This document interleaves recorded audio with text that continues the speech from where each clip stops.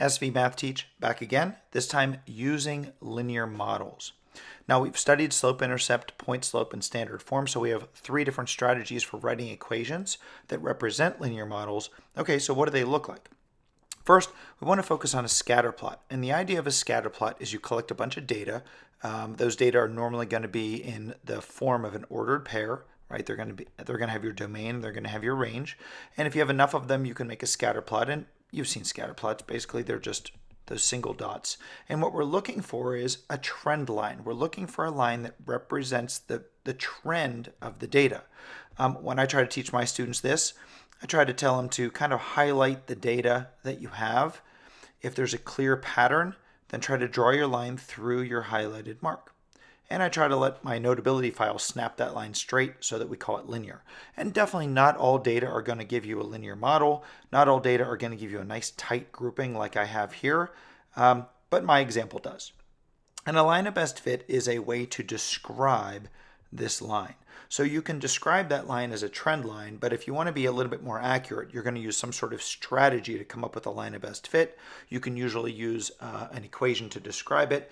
And if you get fancier still and get a Desmos involved or a graphing calculator, you can start calling those things lines of regression. Those are actually calculated lines, and those are probably as accurate as they can get. So with that in mind, let's go ahead and look at one example. Draw a scatter plot of the data. So the data are below. A linear model. Is a linear model reasonable? And if so, predict the value of y if x is 9.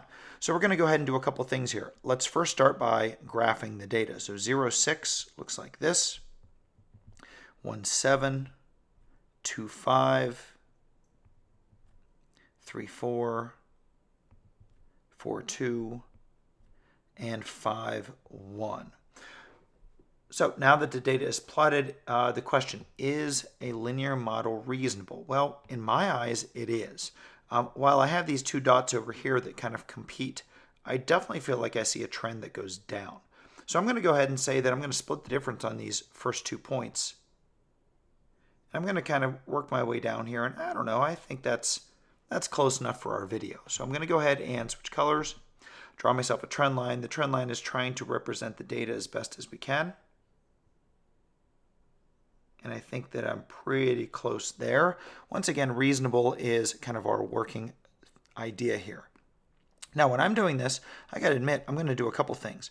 I'm going to look for my y-intercept because it's going to be easy to see. And my y-intercept is 7, and that's my b value. The other thing I'm going to look for is my slope. Now, I can calculate slope for sure, but I can also just count my slope off.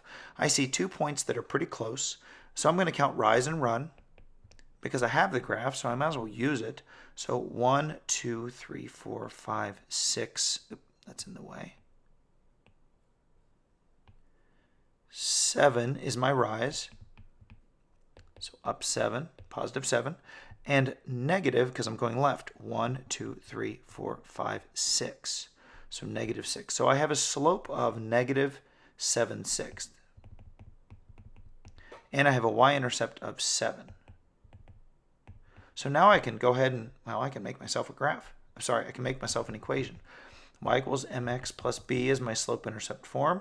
So y equals, slope is negative 7/6 x plus 7.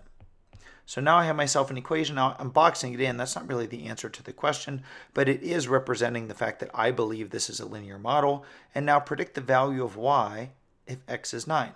So, well, the one thing that I observe is this. If x is 9, that's out here, it's going to be negative somewhere. It's going to be somewhere down here. And we could probably make a pretty educated guess as to what that's going to be. But if I can avoid guessing too much, I guess I'd rather do that. So let's go ahead and just put x equals 9 directly into our equation. We're just going to put 9 in this spot. So y is negative 7/6 times 9 plus 7. And we solve this for y, and we're done. I'm going to simplify a little bit here. 6 and 9 cancel to 2 and 3 to make my life a little bit easier. So I have negative 7 times 3 is negative 21 halves plus 7. I'm going to make this into a decimal to make this a little bit easier still. And negative 3.5. So my answer to the question ultimately is negative 3.5 is my best prediction of what's going to happen when x equals 9. Now, is that prediction guaranteed? No, because it's just me here with a video and some notability tools. I'm kind of estimating this line, but I think I'd be pretty confident that negative 3.5 is a good estimate, which is all we're really doing when we're dealing with scatter plots and reasonable models that are linear.